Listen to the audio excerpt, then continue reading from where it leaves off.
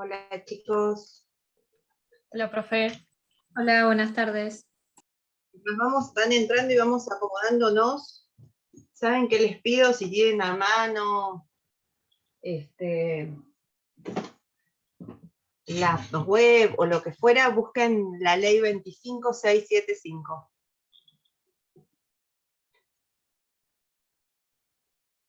¿Hay alguno de los alumnos extranjeros presentes ahora?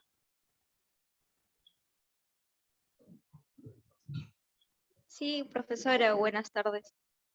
Buenas tardes. Uso este ratito previo para que nos quedemos colgados después. ¿Lograron entrar? ¿Pudieron acceder a la plataforma? Por mi parte no logré ingresar a la plataforma, pero ya lo están solucionando. De igual forma, una compañera, Rosela, me brindó su ID y clave para poder ingresar al campus y poder descargar los archivos. Bueno, Si están en el grupo WhatsApp, yo se los puedo pasar de última, si alguno necesita. Creo que lo habíamos dicho, pero bueno, no sé cómo siguió el tema. todos los que me mandaron mail los reenvié para que los pudieran habilitar. Algunos me contestaron que ya estaban habilitados y otros no. Por eso pregunto. Así seguimos insistiendo. ¿Mm? Hola, buenas tardes. Sí, lo que pasa es que algunos todavía no tenemos acceso. Lo siguen checando, pero todavía no nos dan respuesta. Creo que de por sí están teniendo problemas con algunos usuarios y algunos ya tienen acceso, pero otros todavía no. Bueno, si les parece, mándenme un solo mail con todos los nombres que todavía no tienen acceso.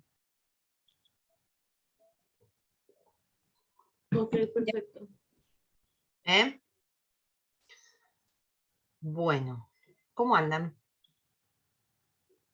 Algunos Bien, con la profe. pantalla partida. Cansados. Partido, Las 8 es el partido. 8:30. pero hay previa, por lo que veo, porque yo lo tengo acá, estoy mirando al costado.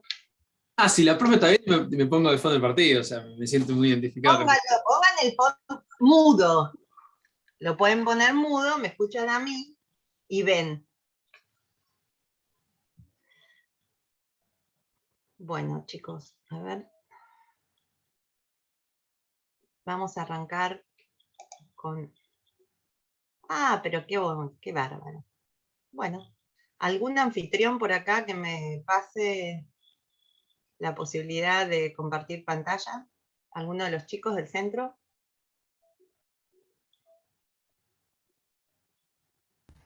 Ahí avisa en el grupo, profe. Bueno, yo Creo por que soy ustedes. yo, porque me figura la opción grabar.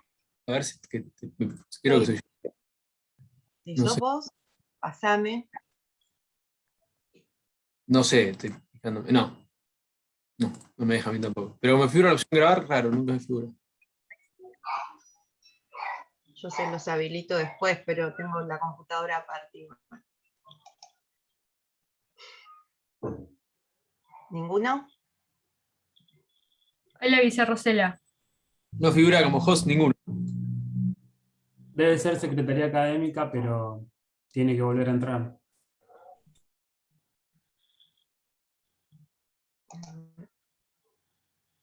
Participantes. No, no hay nadie acá. Por lo que tengo. Hacerse cargo como anfitriona. A ver. Ahí viene Rosela. Y la habilita. No tengo tampoco clave de host. Queríamos sin Rosela.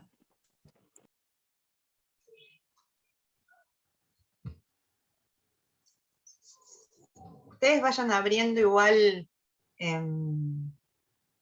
Infolet, la 25675.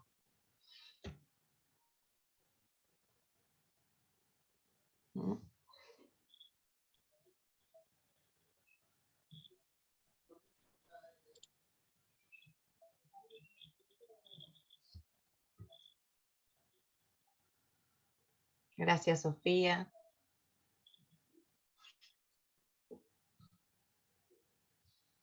Ahí si entran al chat, tienen la ley.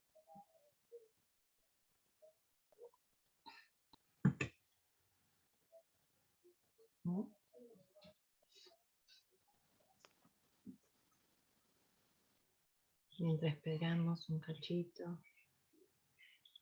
Graduados Derecho. Ahí está, profe. Ahí está.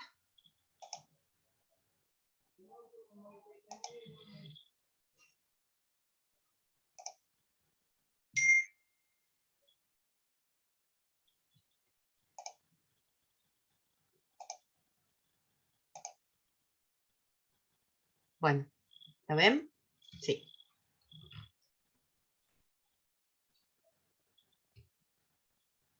¿Estamos?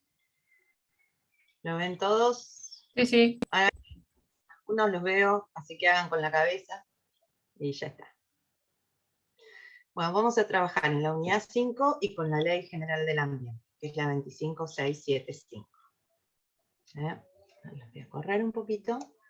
Ya hablamos, cuando hablamos, yo la cité muchas veces, cuando me referí al artículo 41, y hablamos de las competencias complementarias y las facultades del Congreso de la Nación en materia de sanción de leyes. Una de esas leyes es la ley 25675, que es la Ley General del Ambiente. A ver, voy a hacer algo porque los voy a ir saltando de... A ver si tengo... Sí, este. Les voy a pasar un poquito para ir para atrás, para ubicarnos en esto.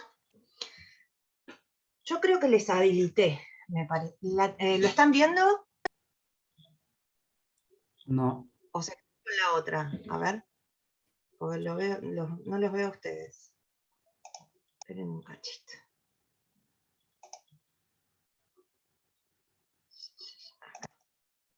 Ahora sí. Esperen un cachito. Os voy a saltar un minuto de diapo.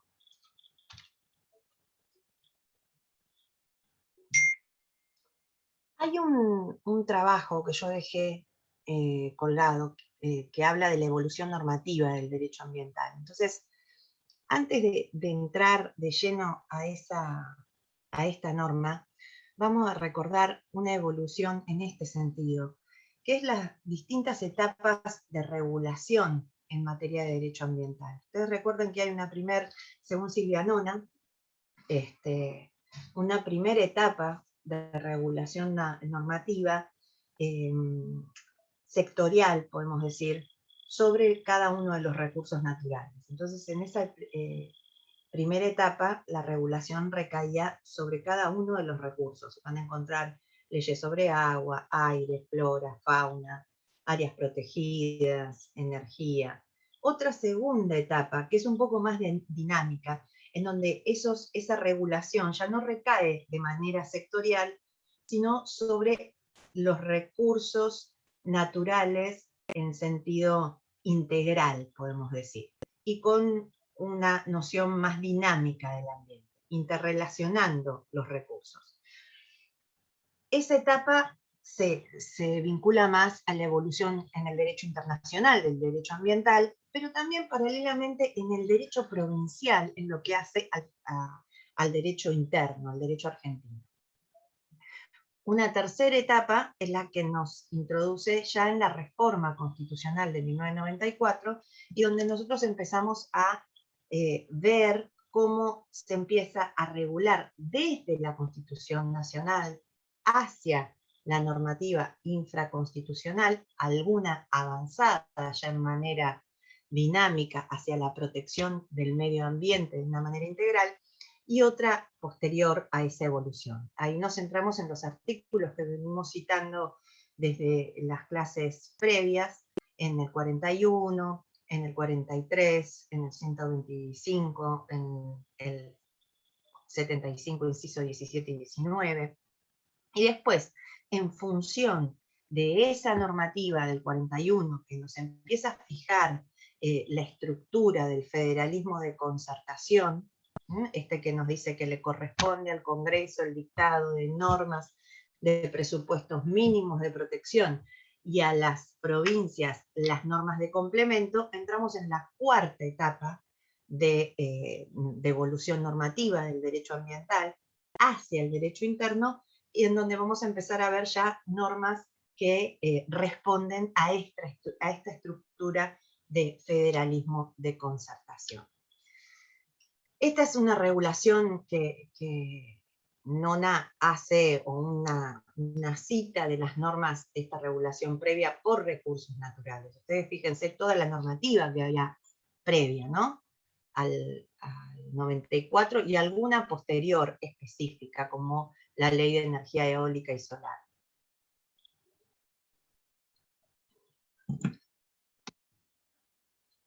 Después tienen la regulación dinámica de los recursos naturales, lo que les decía, asociado a la aprobación de acuerdos y convenios en el ámbito internacional, incorporado a través del Congreso por legislación específica.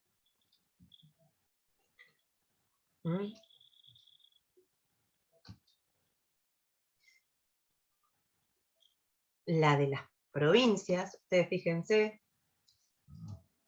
previo a 1994, ya las provincias que tenían regulaciones y qué temática específica tenían esas regulaciones vinculadas a la cuestión ambiental, ¿sí? Obviamente otra regulación posterior.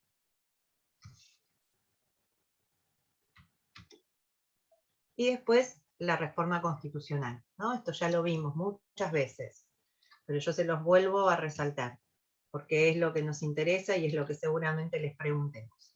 Esto de que hablamos de que el 41 estatuye un derecho particular, reconoce el derecho a medio ambiente sano, reconoce y consagra el desarrollo sustentable, incluye el deber de preservación constitucional del ambiente, indica obligaciones como la del daño ambiental, ofrece directivas programáticas vinculadas al ambiente, a los recursos naturales y al patrimonio cultural histórico, y determina, y en este espacio es donde nos vamos a quedar, las competencias federales y provinciales en materia ambiental.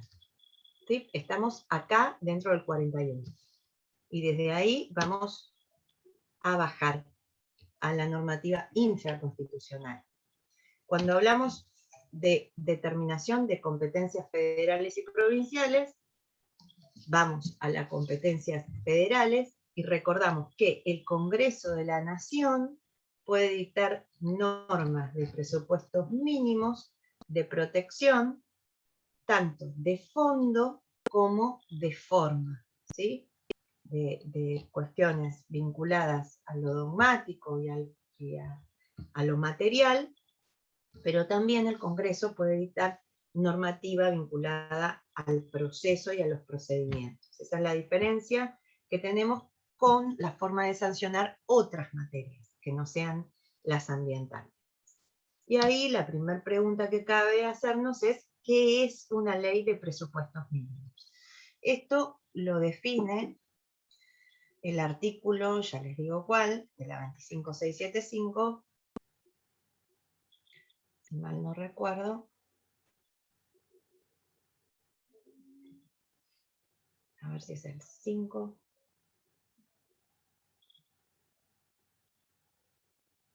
No, el 6. El 6, profe. El 6. Entonces, ¿qué es un presupuesto mínimo? ¿Y por qué voy a la 25675? Ahora se los voy a mostrar. Porque es como que fuera la columna vertebral de todas las leyes de presupuestos mínimos que vienen después. Y nos va a definir algunos conceptos generales, es como que va a ser el ancla del resto de las leyes de presupuestos mínimos. Entonces, esta ley lo que nos dice es qué es un presupuesto mínimo, ¿m? En general, y cualquier otra ley de presupuestos mínimos que recaiga sobre un sector particular, como puede ser residuos, glaciares, acceso a la información pública, y que derive del Congreso de la Nación, va a plantear un piso uniforme de tutela. Eso es un presupuesto mínimo. Ustedes párenme si no se entiende. Entonces, la Ley General del Ambiente nos dice que se entiende por presupuesto mínimo en función de ese artículo 41 a toda norma de toda ley que concede una tutela uniforme o común para todo el territorio nacional y que tiene por objeto imponer condiciones necesarias para asegurar la protección ambiental. Lo que está en negrita es algo que subrayé, como para que limitemos o encorsetemos la función que tienen estas leyes de presupuestos mínimos. No pueden ir más allá. Y en su contenido deben prever las condiciones necesarias para garantizar la dinámica de los sistemas ecológicos, mantener la capacidad de carga y en general asegurar la preservación ambiental y el desarrollo sostenible. Eso es lo que para la legislación argentina se entiende por un presupuesto mínimo de protección ambiental en función del artículo 6 de la ley 25675 y que va a irradiar esa interpretación para el resto de las leyes de presupuestos mínimos. Esta que vamos a ver hoy es la única, no, se han ido sancionando y hasta acá llegué en su nomenclatura hasta el 2010, pero después siguieron dictándose leyes de presupuestos mínimos. Ustedes tienen una primera, que es la Ley de Gestión de Residuos Industriales y Actividades de Servicio, de bifenilos policlorados, que es la 25670, de gestión sustentable y adecuada del ambiente, que es esta que vamos a ver hoy, la 25688 de gestión de aguas, 25831 de información pública ambiental, que viene con un decreto reglamentario y que además tiene que ser leída en función de las leyes posteriores que salieron de acceso a la información pública en general, y también con el acuerdo de Escazú incorporado a la legislación interna, la gestión de residuos domiciliarios a nivel nacional, la protección de bosques nativos, quema, control de actividades de quema, preservación de glaciares y ambiente periglaciar, también está la de cambio climático y otras leyes que salieron con posterioridad. Cuando les digo que tiene una función nuclear, es porque tiene un peso en función de la interpretación que esta ley nos ofrece. Entonces, estas son las leyes de presupuestos mínimos, ¿sí? Las que están en paralelo. Cada una regula un sector, como les fui nombrando recién, los residuos industriales, los PCB, la gestión de aguas, el acceso a la información pública ambiental, los bosques nativos, glaciares, pero en lo que queden vacías o haya que integrarlas, siempre van a linkearse con la Ley General del Ambiente. ¿Sí? Entonces, estas van a responder a la Ley General del Ambiente, y las provinciales, que son de complemento, también se deberán interpretar por su ley paralela, que va a ser la de presupuestos mínimos de nación, y en el caso que haya una confrontación entre estas o algún espacio vacío, entra la Ley General del Ambiente. ¿Se entiende esto? Me explico en realidad, porque soy yo la que tengo que ser clara y no la que ustedes me entiendan a mí, ¿no? ¿Sí? Sí, sí, perfecto. Perfecto.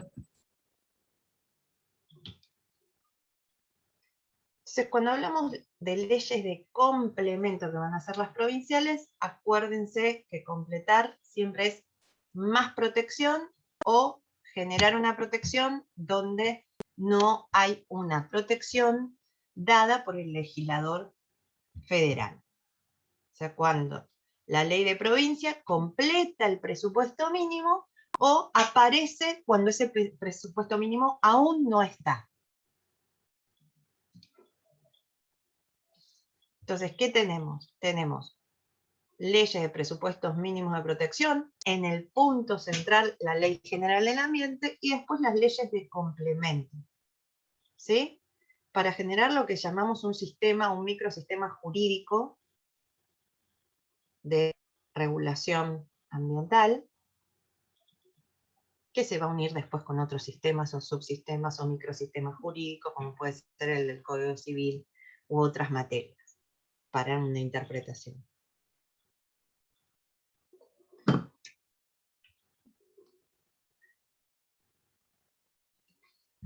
Ahí está, yo se lo fui poniendo, ese paradigma del que venimos hablando, ambiental, habilita el diseño de un microsistema jurídico, caracterizado por normas con un alto complemento de autonomía.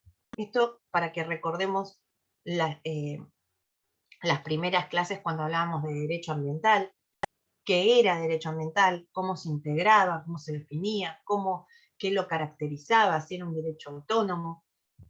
Entonces, vemos que estas normativas presentan este derecho, contiene un grado alto de autonomía, presenta fuentes propias, leyes y reglamentos, una interpretación con una efectividad que se acentúa hasta constituirse en un subsistema autorregulado, y la temática ambiental entonces es un ejemplo de surgimiento de regulaciones jurídicas transversales, esto que vimos recién cuando les hice el cuadro o la jerarquización normativa, y de codificante que va generando su propio microsistema regulatorio.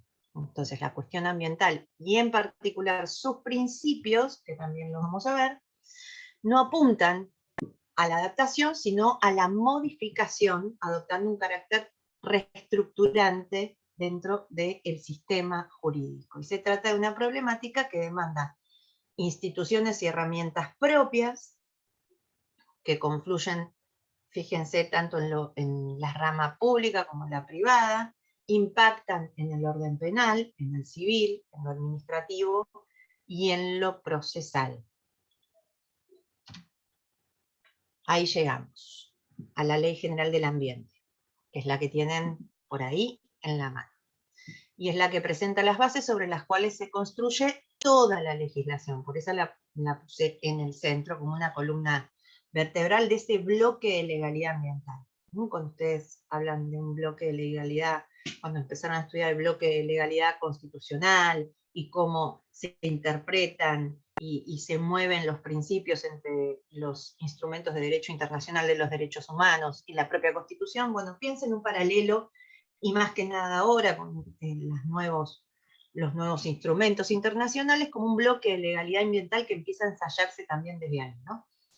Y en lo particular, pensemos a la Ley General del Ambiente como un centro nuclear ordenatorio del sistema en sentido horizontal, como lo vimos, para asegurarle al operador, al que va a tener que aplicarla, que puede ser obviamente el juez o también un funcionario que esté en el orden administrativo, incluso aquel que vaya a gestionar un conflicto ambiental, para asegurarle una coherencia, una lectura de coherencia sobre ese sistema unificado por principios que la misma ley contiene y que se van degradando en conjunción con el 41 y desarrollándose dentro de la misma normativa.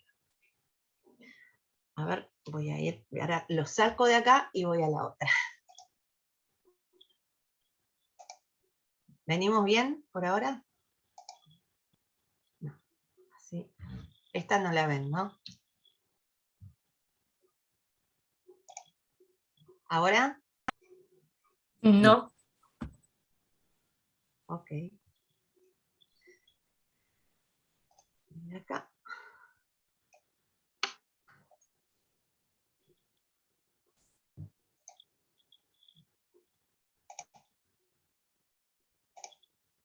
Ahí sí. Sí, ahora sí. ¿Lo vi? Lo dijimos. Bien. Dijimos que era la columna vertebral de ese bloque de legalidad. Abarca un solo cuerpo normativo con varios contenidos de trascendencia para el sistema de legalidad ambiental. Tiene contenidos, como les decía recién, esta ley acerca de cuestiones civiles, como es el daño ambiental, el seguro ambiental. También contiene herramientas de política de gestión, como es el ordenamiento ambiental del territorio, y vamos a ver que cuestiones procesales, porque trabaja los roles de las partes dentro de ese proceso y las herramientas de ese proceso, así como el impacto de la sentencia y las pericias. Entonces, ¿qué podemos decir? ¿Es una ley operativa? Sí, es una ley operativa. Si encuentro el artículo que parece que lo hizo desaparecer a la operatividad.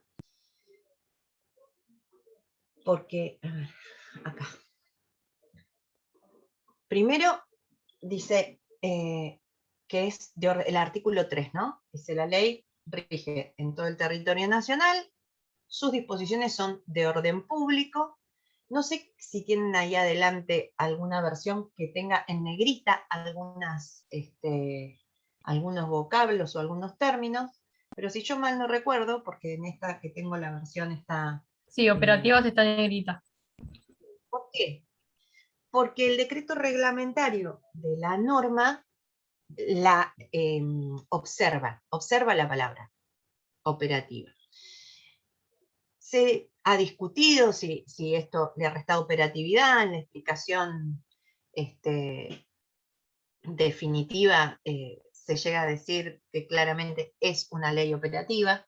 Así que por más que esté observado y que no forme parte del cuerpo de la norma, con posterioridad de la interpretación doctrinaria y también jurisprudencial, se ha definido que esta ley es operativa.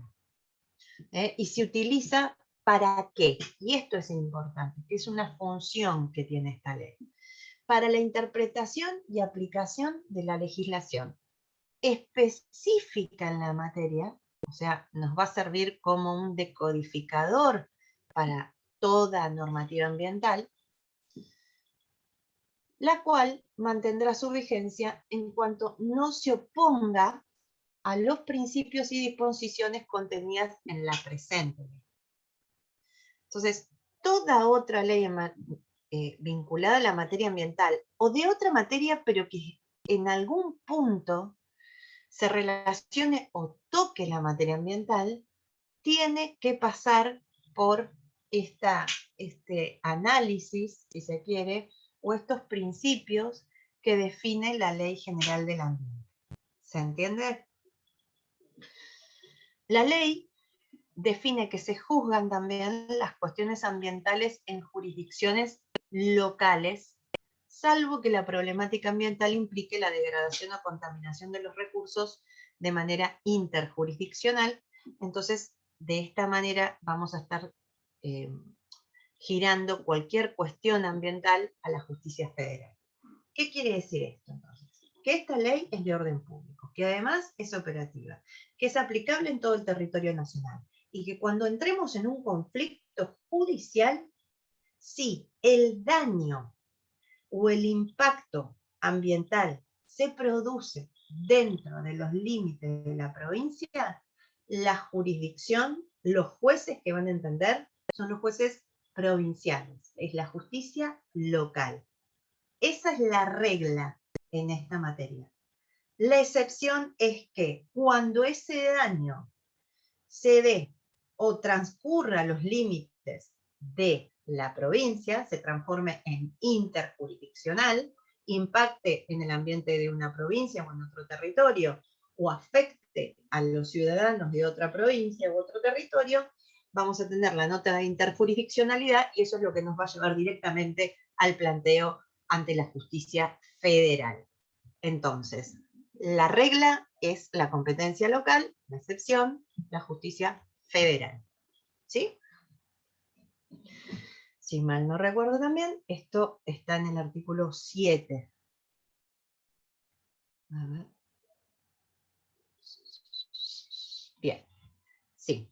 ¿Qué dice el artículo 7? La aplicación de esta ley corresponde a los tribunales ordinarios según corresponda por el territorio, la materia o las personas. En los casos que el acto o omisión o situación generada provoque efectivamente degradación o contaminación en recursos ambientales interjurisdiccionales, la competencia es federal. ¿Sí? Primer párrafo la regla, el segundo la excepción. Hasta acá, ¿qué venimos viendo?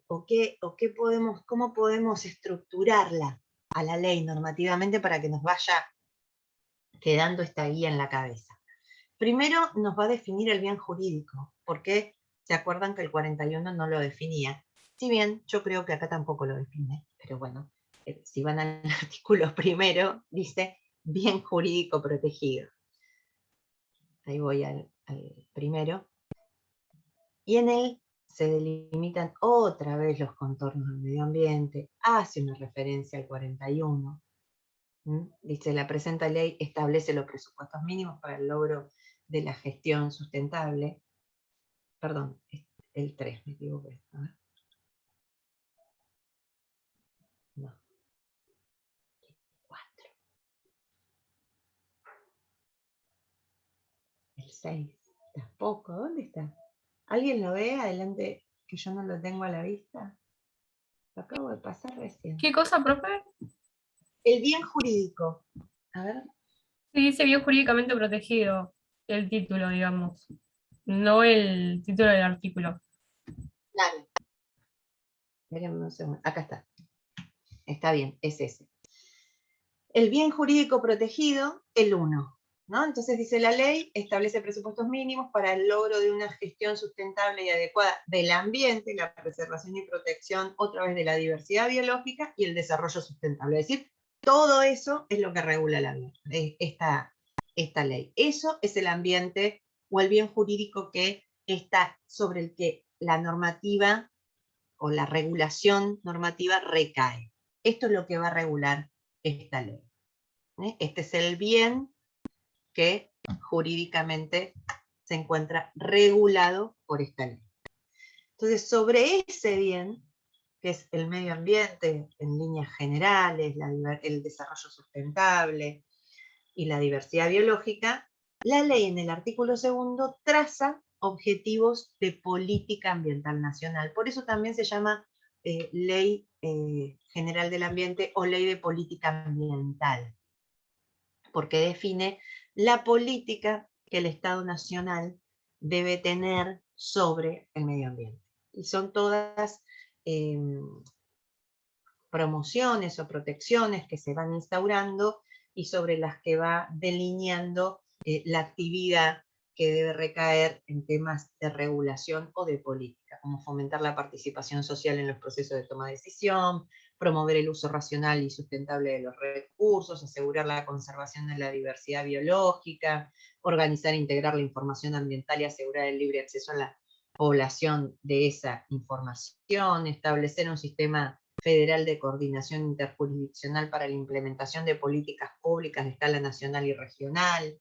Bien, entonces, me dice cuál es el bien jurídico y sobre ese bien jurídico traza políticas. Y después, en el artículo 3 dice cuál es la finalidad de la ley, que acabamos de decir, que rige en todo el territorio nacional, que es de orden público, que es operativa y que me va a servir para interpretar y aplicar cualquier legislación que esté vinculada a la temática ambiental. Y que esa legislación la que regula cuestiones ambientales, no se tiene que oponer ni a la ley general ni a los principios que consagra esta ley general. ¿Y cuáles son los principios que consagra la ley general? Los principios que se definen en el artículo 4 y 5. ¿Sí? Ahora después los vamos a ver. El artículo 6 nos dice que es un presupuesto mínimo.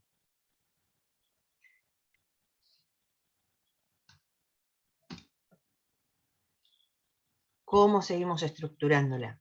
Con la competencia. Entonces, este es el bien, esta es la política que trazo sobre el bien, para esto sirve en el ámbito en que la aplico, para interpretar con qué herramientas, con los principios, en el caso de un conflicto, a quién voy o a qué puerta voy a tocar, y el artículo 7 me define la competencia. Y más allá, ¿qué instrumentos de política y de gestión se habilita o consagra para que nosotros podamos cumplir ese programa de política y de gestión? Bueno, están definidos del artículo 8 al 21.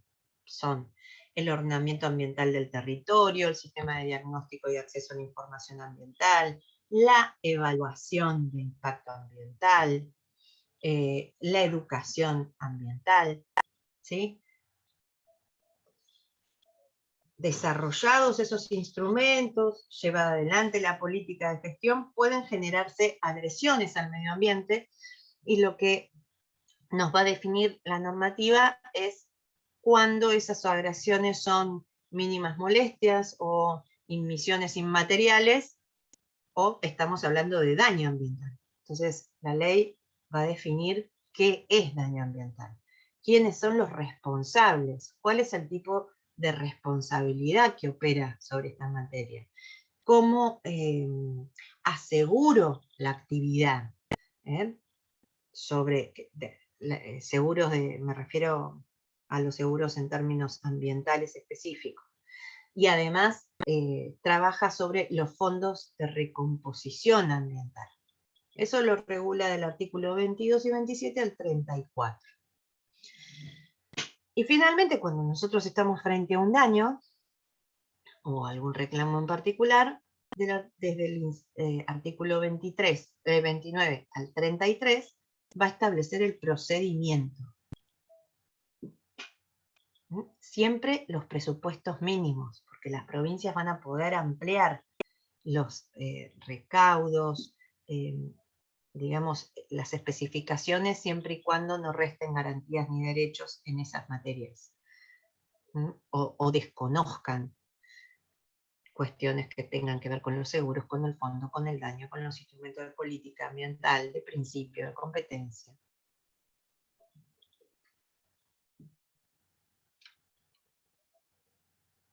Ahora bien, si nosotros vamos entrando, nos centramos vayamos a un punto, ¿no? Como son los principios ambientales, esos principios los vamos a encontrar en el artículo 4 de la ley. Ustedes díganme si yo hablo muy rápido, porque sé que hablo muy rápido. Entonces trato así como de tranquilizarme para llegar por ahí un poco con menos contenido, pero que se me entienda un poco mejor. Entonces, ¿qué contiene, entre otras cosas, la Ley General del Ambiente? Contiene principios de derecho ambiental o de criterios de política ambiental que vienen, como hemos visto, del derecho internacional, incluso hasta del propio derecho ambiental. Y por un lado define claramente de una manera precisa la esencia de esto de la disciplina, y por otro lado dan a estos principios, una mayor flexibilidad y poder de irradiación, en cuanto brindan una matriz de aplicación normativa más flexible, ¿no? Que se caracteriza por esto, por líneas directrices, que son los principios, y le permiten así a la materia ambiental ir percolando otras materias. Ahí sí, esto yo después se los voy a bajar, entran, ¿sí?, en este link que les dejé, es un programa de capacitación judicial que trabaja sobre la temática específica de los principios. Bastante, relativamente nuevo porque es del 2016. Entonces los principios en su totalidad deben ser aplicados no en un ámbito determinado, sino en todos aquellos en donde se trate la cuestión ambiental. O sea, no solo en lo ambiental, sino en cualquier otra materia que tangencialmente se vincule a la temática ambiental. Por ahí estamos hablando sobre cuestiones de comercio o de alimentos, en donde de alguna manera se trabajan o se tocan cuestiones ambientales. Entonces, para interpretar o buscar una solución en ese área, nosotros echamos mano a los principios y disposiciones de la Ley General del Ambiente. Porque esas resoluciones o esa legislación de alguna manera puede impactar sobre el ambiente en general. Los principios que están contenidos en el artículo 4 son el principio de prevención, el de precaución, el de equidad intergeneracional, el principio de progresividad, de responsabilidad, de subsidiariedad, de sustentabilidad, de solidaridad, congruencia y cooperación. Ayer en una capacitación nombraron que hay dos más que no están tipificados, que en realidad no están establecidos positivamente en la norma, pero también están el ProAgua y no recuerdo cuál otro, había nombrado el doctor Caferata sobre este tema. Vos fijate, El artículo 4. si él hizo esa referencia al ProAgua, no está especificado en la ley, pero lo derivan Ahí de la una chica dijo Pronatura, ahí me acordé también. Pronatura. Exacto. Deriva del ordenamiento internacional, fue receptado, si yo no mal recuerdo, en 2 fallos de la Corte. Me parece que uno es Majul y otro es, no me puedo acordar, otro vinculado al tema aguas en general. Pero sí, no están, pero no obstante, el Pronatura es mucho más amplio. No está acá específicamente, pero deviene del orden internacional. Espérenme que acá en el chat algo me preguntan. Ah, no, Marianela, no lo había leído. Ahí está. Sí, y hay muchos más que derivan del orden internacional que no están acá, pero como les decía hoy, como nosotros leemos la temática ambiental, hoy más que nunca la leemos también desde lo que es el sistema internacional de derechos. Y los derivamos y los sumamos a estos principios al orden internacional. Por eso, si ustedes hacen una lectura de algunas jurisprudencias, van a ver que incluso hay derivaciones de convenciones internacionales en donde no están especificados estos puntualmente, pero sí otros, y se integran a la aplicación del derecho interno.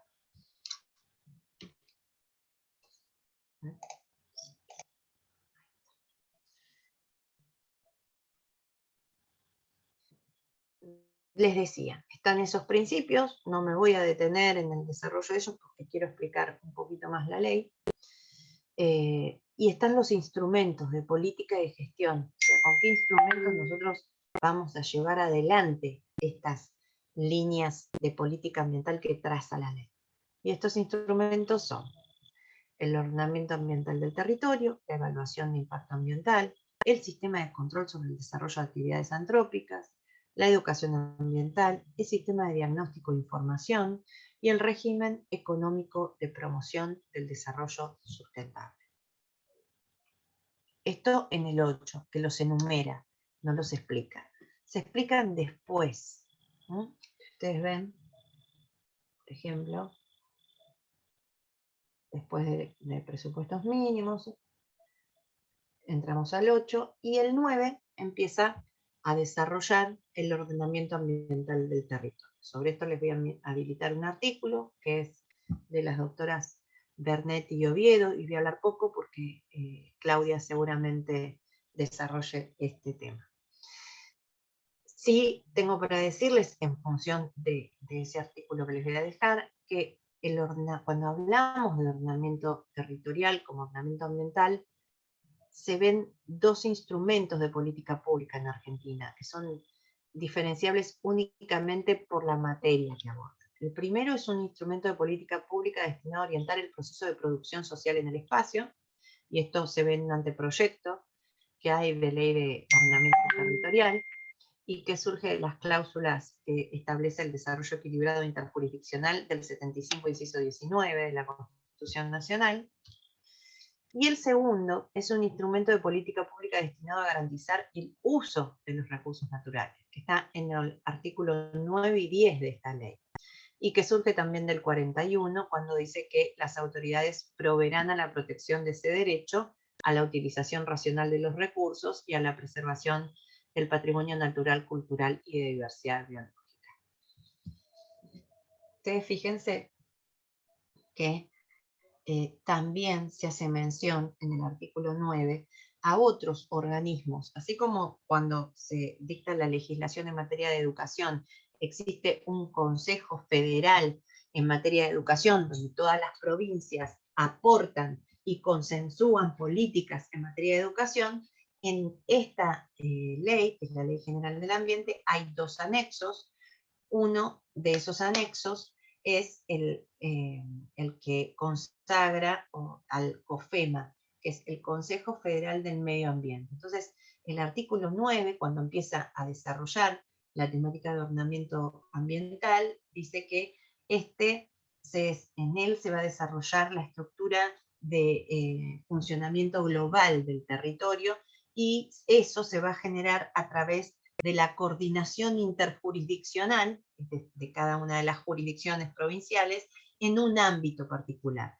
Y ese ámbito es el COFEMA. Ustedes pueden entrar a la página del COFEMA si les interesa, y ahí van viendo todas las resoluciones y dictámenes que el organismo emite.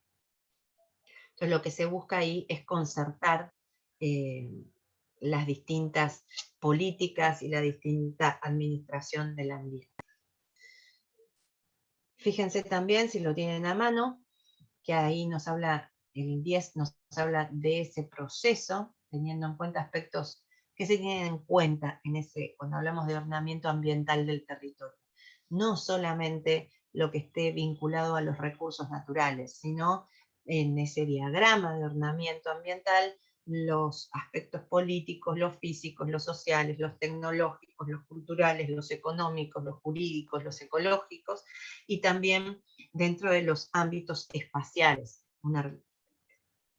en lo que respecta a la realidad local, a la regional y a la nacional. Entonces, ¿qué debe asegurar ese proceso de ordenamiento territorial?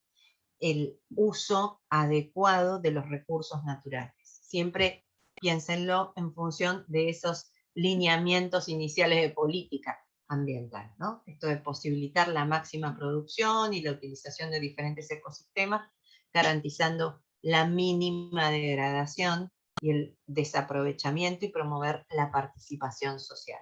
Esto es un caballito de batalla. O sea, mínimo impacto, mayor accesibilidad a la información, lo que me acarrea la mayor participación y lo que me habilita eventualmente la llave para el ingreso a la participación en justicia también.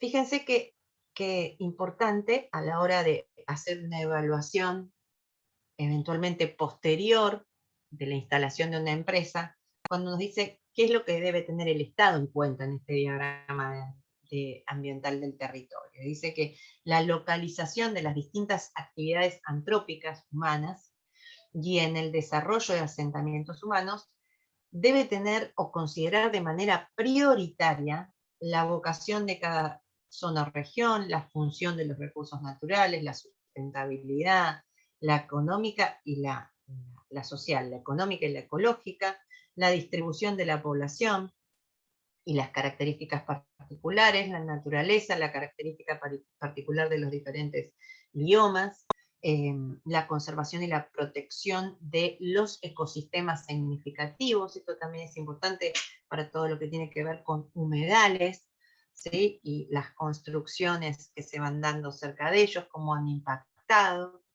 cómo se va impactando sobre determinados ámbitos y tratando de correr a la naturaleza, que después vuelve a hacerse un lugar donde le corresponde. Piensa en el Nordelta. Hay dos fallos que me interesa que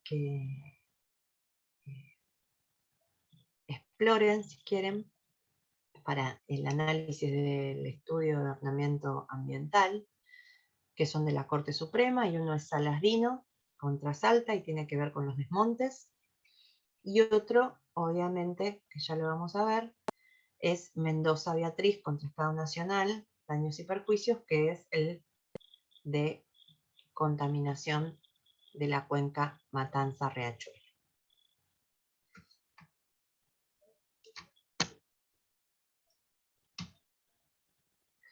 También otro de los instrumentos de gestión que contiene la ley es la evaluación de impacto ambiental.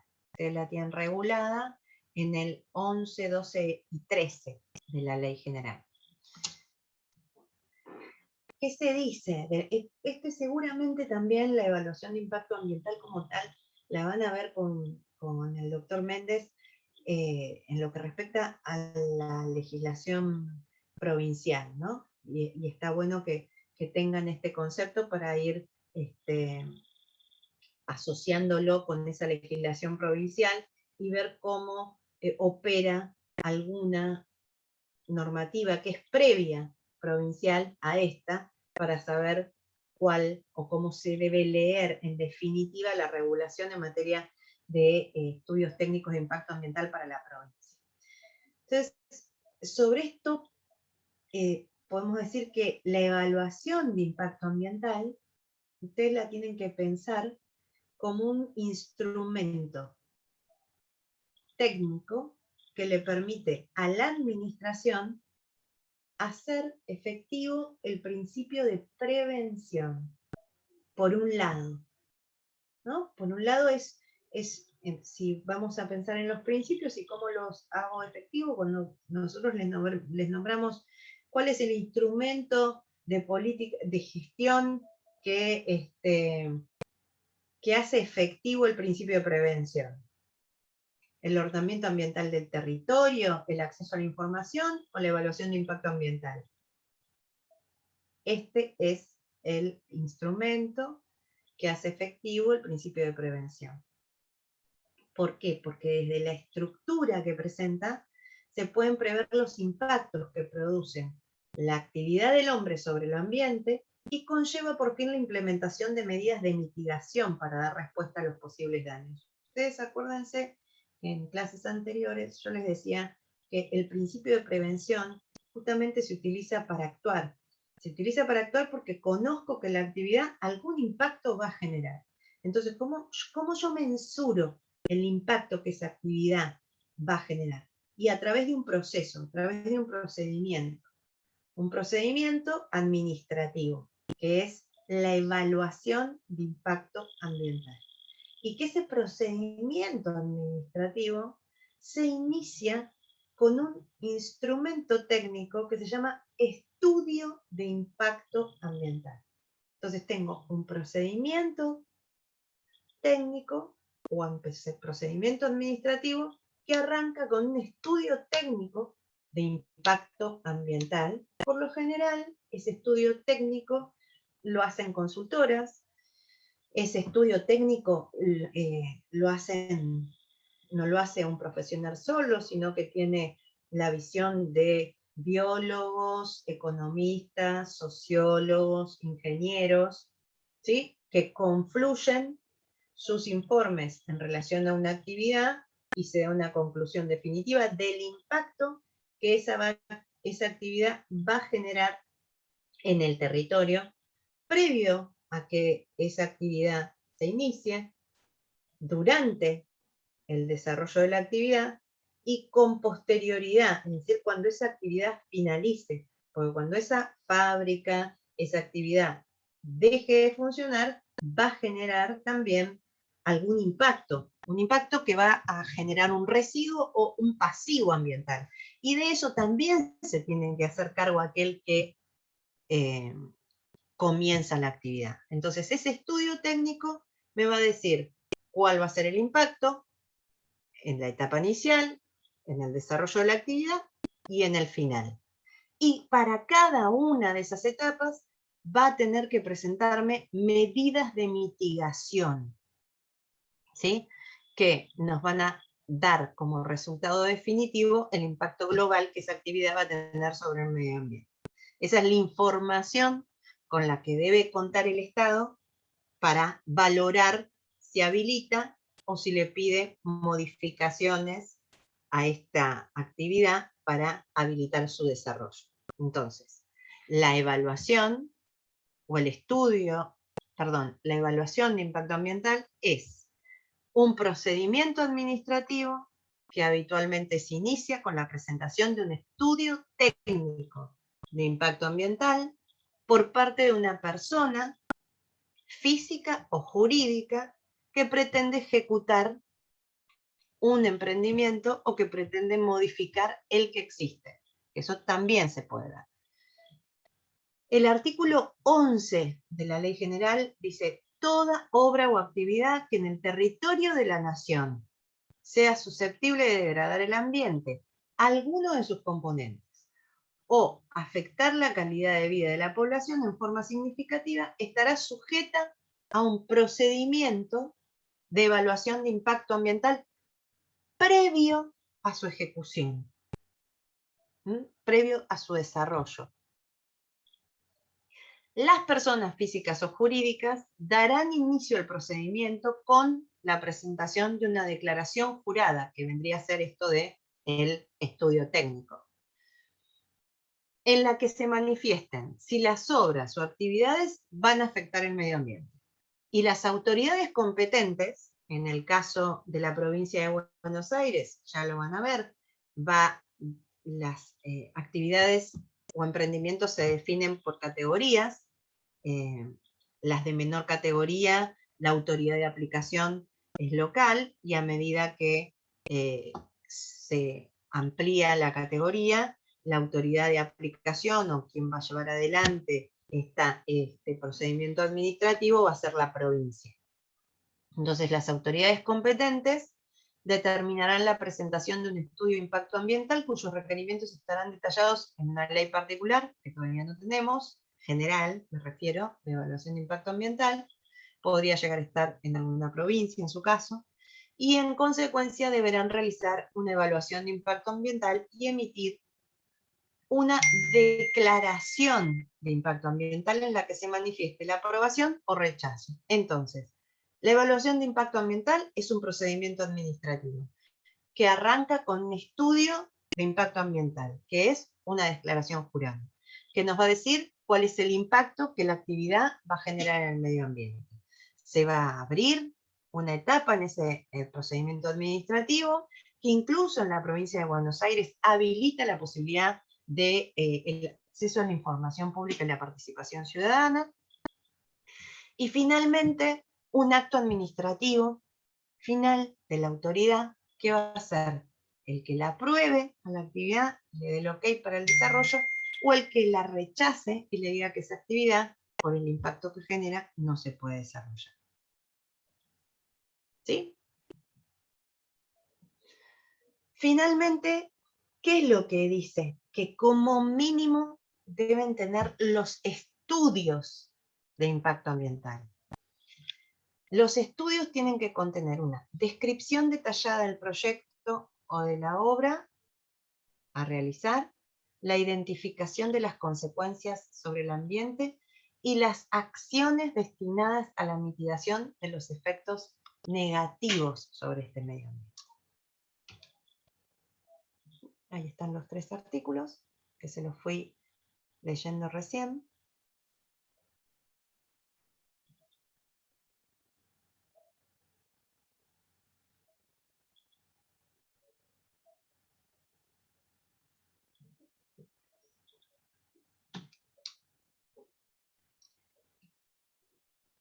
Y esto en líneas generales, en la normativa dedicada a este instituto, observamos quién, cómo, por qué debe dar inicio a un procedimiento de evaluación de impacto ambiental.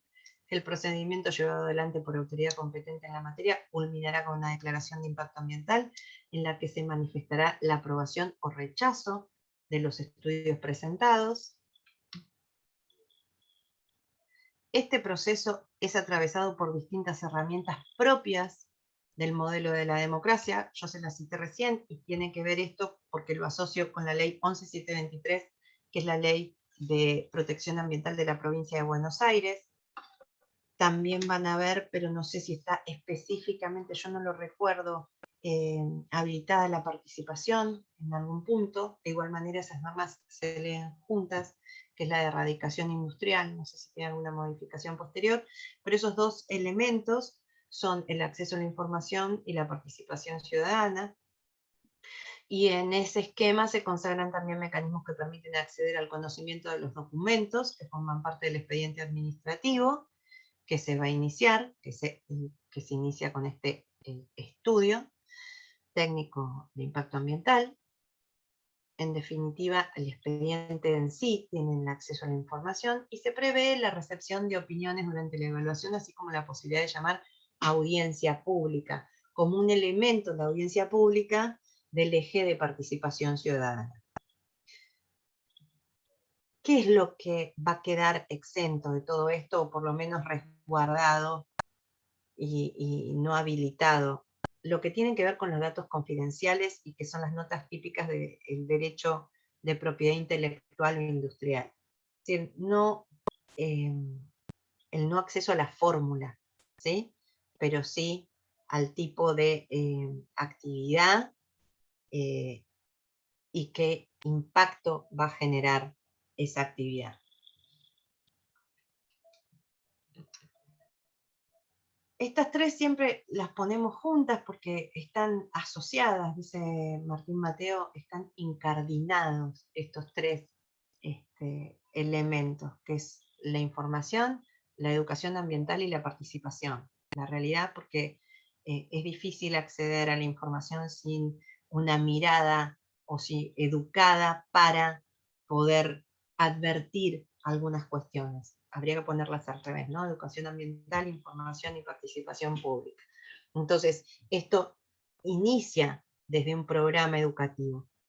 También esos tres elementos están contenidos en la Ley General del Ambiente. Entonces, es claro que para comenzar a participar en la construcción, desarrollo y aplicación de una política pública, es necesario tener acceso a una educación basada en conceptos nucleares en materia ambiental, y de ahí la relevancia de la inclusión temática en los planes de estudios durante el periodo de formación.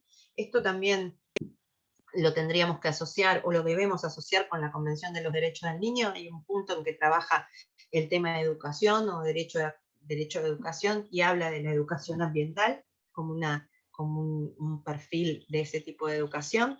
Y si yo mal no recuerdo, también la ley de educación provincial prevé una serie de lineamientos en materia de educación ambiental.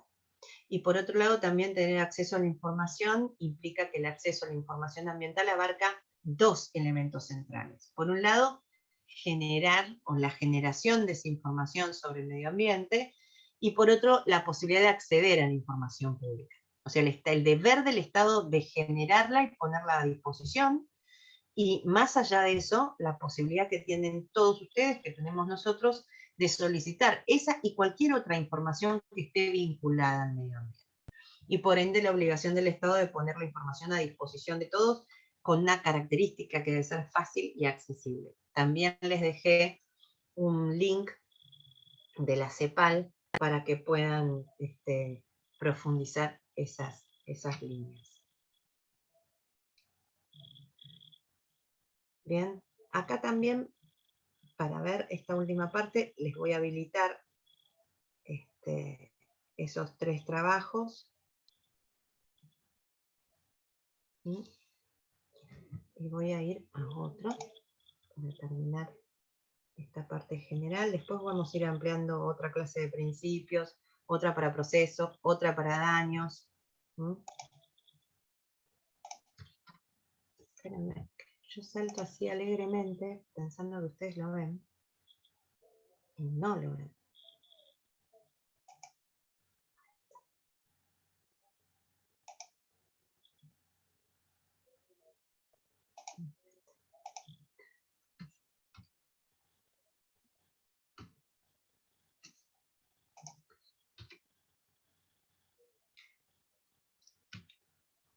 Fue cuando hablé de principios, yo creo que esto se los mencioné. Esto me interesaba sobre el principio de congruencia, que lo tengan en cuenta, y que está asociado también con la relevancia que va a tener la Ley General del Ambiente sobre otras leyes, sobre normas generales de presupuestos mínimos provinciales, generales de presupuestos mínimos municipales. Acuérdense, esto en el caso de que no existiere, porque si no, el mandato es de complemento. Normas especiales de presupuestos mínimos y normas especiales de presupuestos mínimos municipales, ¿no? Esto para recordar nada más, cuando hablamos del principio de prevención, que también creo que en otra de las clases se los mencioné, cuando hablamos del principio de prevención, que está asociado a la evaluación de impacto ambiental como instrumento, decimos que las causas y las fuentes de los problemas ambientales se van a atender de manera prioritaria e integrada, tratando de prevenir los efectos negativos que sobre el ambiente se puedan producir. Para que esto se pueda lograr, más allá de cualquier otra situación que podría ser, o que puede ser el Estado sin estar dentro de estar desarrollándose o enmarcado en un procedimiento de evaluación de impacto ambiental, la obligación que se tiene para el Estado y para aquellos que están implicados, empresarios en general, o aquel que pretenda llevar adelante una actividad, tiene que tener en cuenta este principio y saber que, sabiendo que existen causas o fuentes que son problemas, que son fuentes de problemas ambientales, se deben atender de manera prioritaria. Se debe tratar de prevenir los efectos negativos que puedan generar. ¿Cómo? Con medidas para mitigar esos problemas o esos efectos negativos. Por eso yo conozco que voy a generar un problema ambiental con mi actividad y actúo. Esa es la diferencia entre el principio de prevención y el principio de precaución. El principio de prevención prevé o tiene una predeterminación, que es el conocimiento sobre el impacto que genera mi actividad. Mientras que el principio precautorio no, lo que plantea es una incertidumbre. Lo que me dice es que ante la incertidumbre científica, yo debo actuar igual. Entonces, en el de prevención, para que lo diferencien, el de prevención, conozco y actúo, el de precaución, aún sin los datos, tengo la obligación de tomar medidas. Esa es la diferencia. O sea, no es excusa la incertidumbre para que yo no actúe en materia preventiva. En el principio de prevención es una regla que frente al daño nace la obligación de reparar. Y frente al riesgo existe la obligación de prevenir. Entonces, se prioriza toda acción de gobierno, de la sociedad civil, de las empresas privadas, tomando todas las prevenciones posibles para no generar causas de posteriores problemas ambientales, utilizando los mejores medios técnicos y las acciones preventivas y correctivas también. Entonces, se procura una solución ex ante para evitar el daño, en vez de confinar el remedio a una solución ex post, indemnización y recomposición. ¿Qué quiere decir esto? ¿Que una excluye la otra? No. O sea, yo llevo adelante las medidas para evitar el daño. No obstante, si el daño se produce, la indemnización y la recomposición están presentes, ¿sí? Pero en principio, la idea es evitar el daño. En el nuevo marco procesal, el papel es irrenunciable del juez también para prevenir, ¿no? Yo lo cito y lo pueden buscar, que es un autor bastante seguido por todos nosotros, que es Peña Chacón, googleenlo, van a encontrar mucho material muy accesible, muy concreto, porque no se extiende y es muy abarcativo en lo que dice. Yo les estoy nombrando estos dos principios porque son siempre los que más, sobre los que más reparamos, ¿no? Entonces uno era el precautorio, uno era el preventivo y otro es el precautorio. El precautorio deviene también del principio 15 de la Declaración de Río, en donde dice que con el fin de proteger el ambiente los estados deberían aplicar ampliamente el criterio de precaución conforme a sus capacidades, y cuando haya peligro de daño grave o irreversible, la falta de certeza, y acá voy con la falta de información también, científica absoluta, no deberá utilizarse como razón para postergar la adopción de medidas eficaces en función de los costos para impedir la degradación del ambiente. Entonces, cuando la actividad humana puede conducir a un daño inaceptable, que es científicamente plausible, pero incierto, porque nosotros no sabemos en concreto cuál es la medida de ese daño, diversas medidas pueden ser tomadas para evitar y disminuir la posibilidad de ese daño. Por otro lado, también el daño o lesión moralmente inaceptable refiere, esto es lo que subraya Kemelmacher de Carlucci, que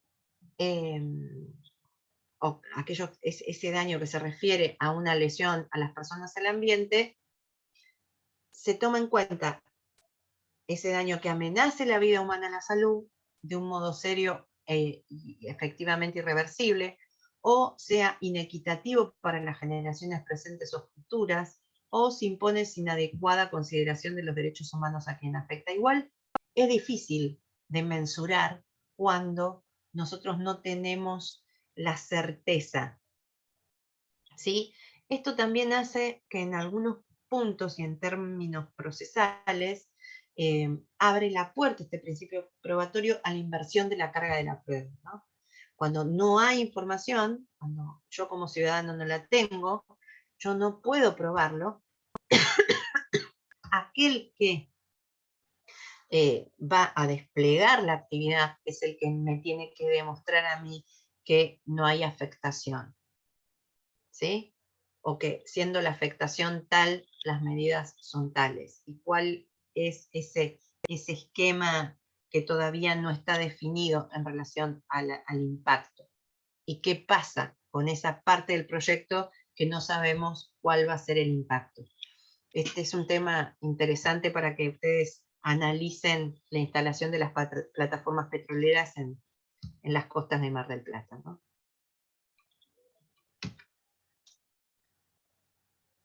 Sí, es interesante también, lo rescaté, un artículo de Kemelmacher donde nos dice que no es principio precautorio en este contexto de incertidumbre. Entonces dice, este principio no se basa en riesgo cero. Su fin es disminuir o hacer más aceptables los riesgos. No se funda en la ansiedad ni en la emoción, sino en reglas racionales de decisión basadas en la ética. Su finalidad es usar lo mejor posible el sistema científico para tomar decisiones más sabias frente a procesos complejos y no puede garantizar consistencia en todos los casos.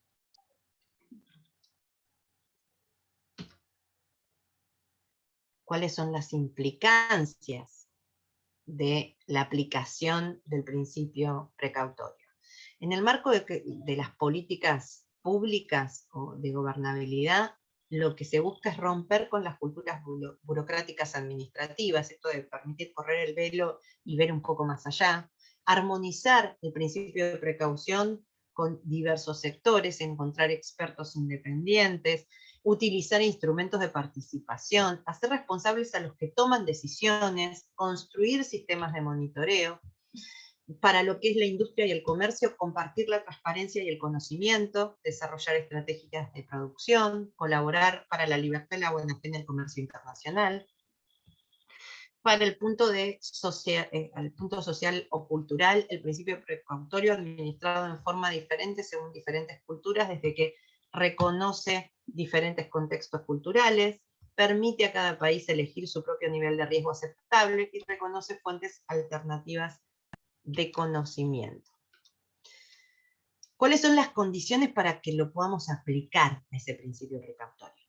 La situación de incertidumbre, la evaluación científica del riesgo, o sea, tiene que existir esto, al menos, la perspectiva de un daño grave o irreversible, la proporcionalidad de las medidas, la transparencia de las medidas y la inversión de la carga de la prueba.